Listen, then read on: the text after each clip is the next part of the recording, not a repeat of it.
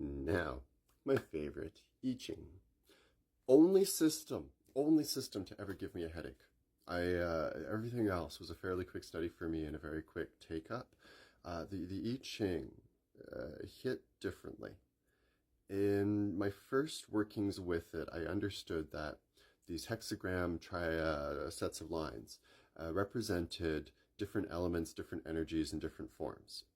When I started studying it more, the person that introduced it to me lent me a book, and it talked very much about this individual's study with the I Ching and how they explored each mood and each feeling. I then realized, studying a more dictionary version of it, that when it was originally formed, what you had was, I believe, Confucius creating these six moods of reality, and then a king, King Wu, one of the kings, stepping in and interpreting it and thinking about it much more deeply. And so it's then that you realize that the I Ching is really meant to be more of a reflective system of understanding. It is absolutely the philosopher's divination method, 100% for the philosophers. As such, it's really, really hard to provide the I Ching in a way that's very... There is no fast food service for it. There isn't. I've tried twice, and I limited it as much as I was comfortable with in one attempt, and it hit just barely. I tried a little bit more in other ways and methods, casting on monthly bases, and it's too rigid. It doesn't work in the same function. You can get the ambience of a season, but you can't necessarily get the mood of a day, because that week might be overriding it. And then the next month is going to make that week just an echo in nothingness. And so all of it is irrelevant.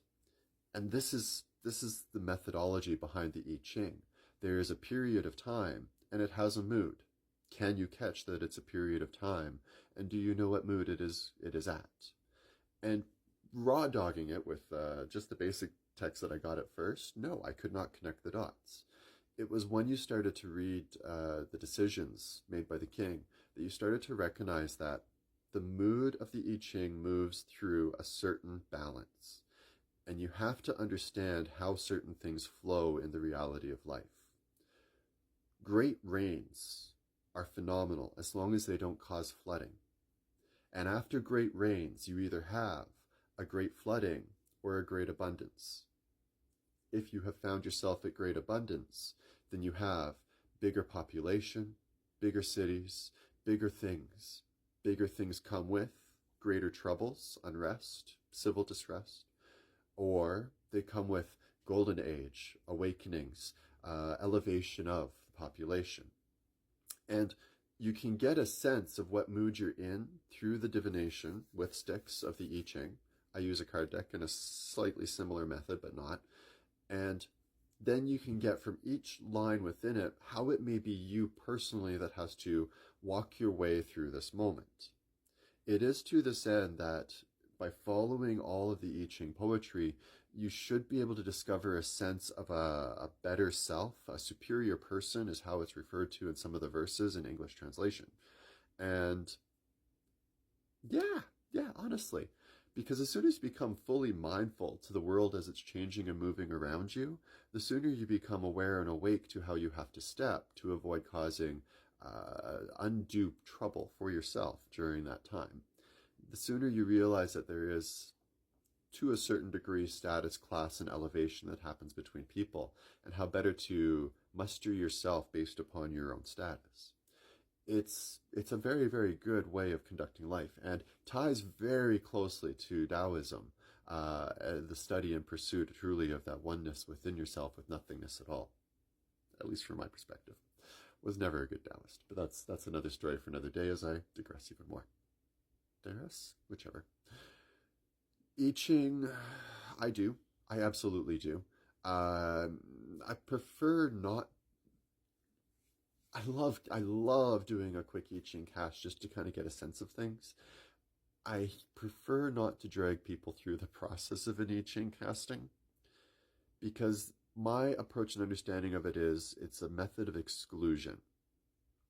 As you look around and get a sense of what the period is not, you can then work towards what the period is by a matter of eliminating what doesn't fit. And the hand motion for this is rubbing sticks together to create your hexagram. My method is shuffling cards endlessly until I am left with only one card that has a hexagram on it. And it has worked 98% of the time, which I'm not going to argue.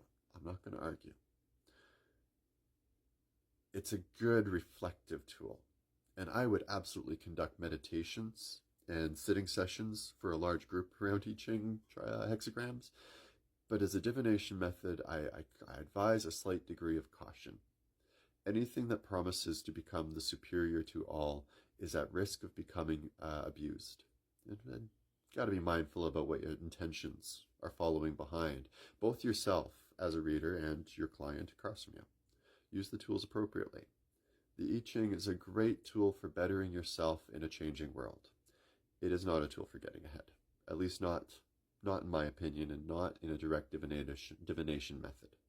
There's other ways that you could use it, but that's things like human design. And while I didn't study human design myself, I knew a reader that did, but it takes this idea of flows and moods, combines it with astrology and a few other things, and helps to get you a larger perspective. In that manner, the I Ching works great because you're taking the moods and making it something that's more tangible for your clients and for yourself. It's getting away from it being the philosophical and getting it to it being the scientific methodly. And that's the end goal with all things. We want to find a way to express it in perfect way. And so, if you are going to study I Ching, I would suggest using and applying it against all of your other systems as well.